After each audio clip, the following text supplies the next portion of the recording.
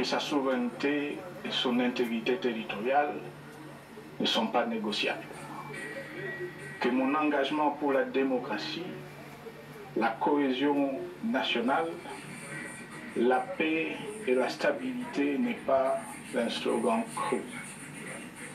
Et que le respect de la Constitution et des lois du pays, autant que celui de la parole donnée, sont sacrés. Militaire, j'ai juré de défendre la patrie jusqu'au sacrifice suprême. Hier au pouvoir, aujourd'hui, je demeure plus que jamais fidèle à ce serment. En ce moment où le pays est de nouveau divisé, appelé par le destin, j'ai le devoir d'œuvrer à la recherche de la paix et de contribuer à la reconstruction de notre pays qui se meurt.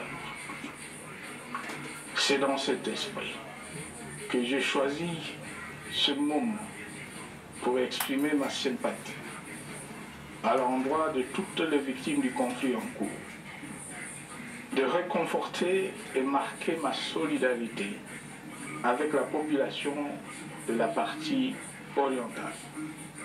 Vous, qui êtes abandonnés par le pouvoir central, qui semble avoir pris le parti de vous punir, entre autres, en déconnectant les institutions financières du réseau bancaire national et en restreignant le mouvement de personnes et de biens.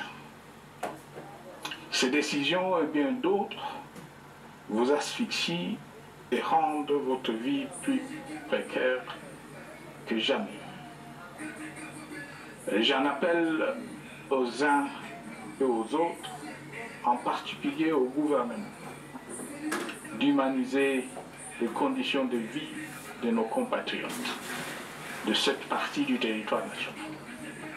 Ils ont droit à la vie, à la scolarisation de leurs enfants et aux autres conditions du bien-être. En entendant le rétablissement de l'autorité de l'État sur toute l'étendue du territoire national, j'invite les tenants du pouvoir à protéger la population. De même, l'armée, la justice, les autres structures en charge de l'ordre et de la sécurité doivent être véritablement au service de la population et répondre à ses aspirations. Mes chers compatriotes, de par mon expérience dans des situations similaires, le patriotisme et l'humanisme ont guidé le processus de règlement de conflits et ont porté de fruits dans le passé, aussi bien sur les champs de bataille que sur celui de négociation ou du dialogue. Notre pays avait été divisé de quasi-moitié pendant quelques années. La sagesse avait alors prévalu. Nous avions recollé les morceaux et le pays a survécu dans son unité. C'est ainsi qu'après quelques années de réflexion sur la crise en cours, après avoir consulté des chefs d'État et des anciens chefs d'État de la région, ainsi que des acteurs politiques et sociaux, nationaux et étrangers, j'ai fait ce jour une proposition qui engage la nation tout entière à un sursaut patriotique pour un pacte citoyen afin de tirer le pays du gouffre. Le travail hardi qui s'impose à nous portera notamment sur les 12 points suivants. 1. Mettre fin à la dictature, mieux à la tyrannie. 2. Arrêter la guerre. 3. Rétablir l'autorité de l'État sur toute l'étendue du territoire national. 4. Restaurer la démocratie en revenant aux fondamentaux d'un véritable État de droit. 5. Rétablir les libertés fondamentales. 6. Réconcilier les Congolais et reconstruire la cohésion nationale. 7. Relancer le développement du pays par la mise en place d'une bonne gouvernance économique, une gestion administrative et financière orthodoxe et une répartition équitable des ressources nationales. 8. Relancer le dialogue sincère et permanent avec tous les pays voisins en vue de l'instauration de la paix et du développement durable dans la région. 9. Rétablir la crédibilité du pays auprès des partenaires au niveau tant régional, continental qu'international. 10. Neutraliser tous les groupes armés nationaux et étrangers et rapatrier ces derniers dans leur pays d'origine. 11.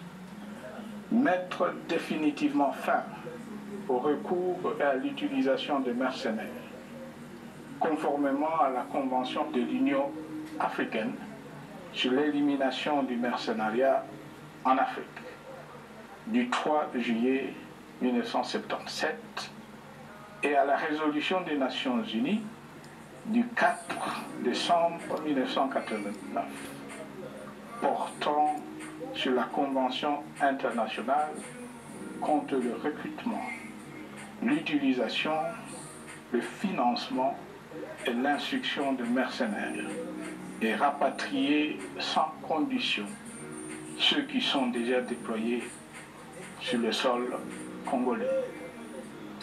12.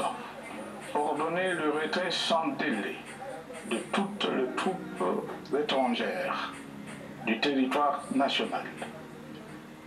À ce sujet, je salue la décision sage des pays de la SADC de retirer les troupes de la SAMI DRC de notre pays.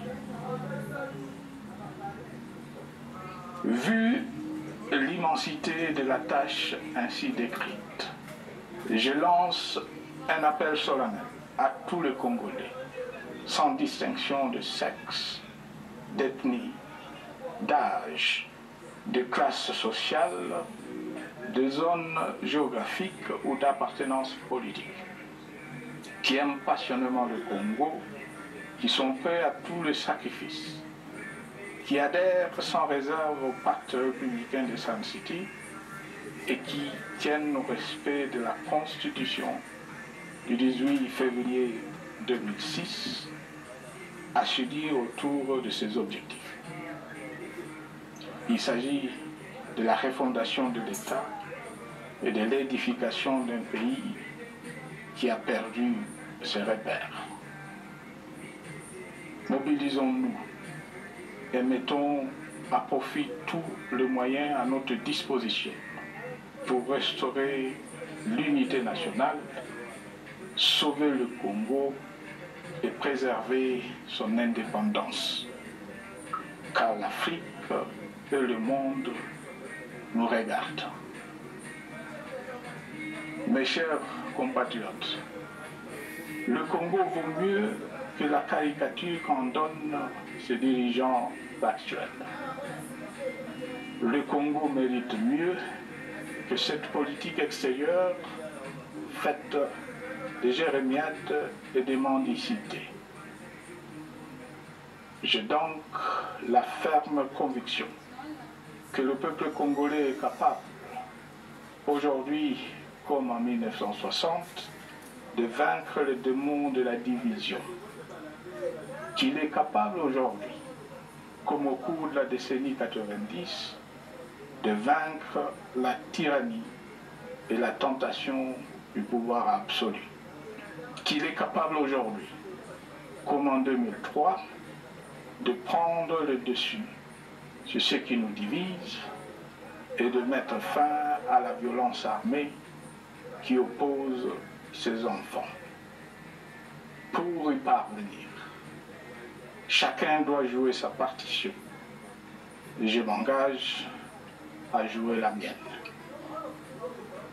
Que Dieu bénisse la République démocratique du Congo, qu'il bénisse individuellement chacun de vous.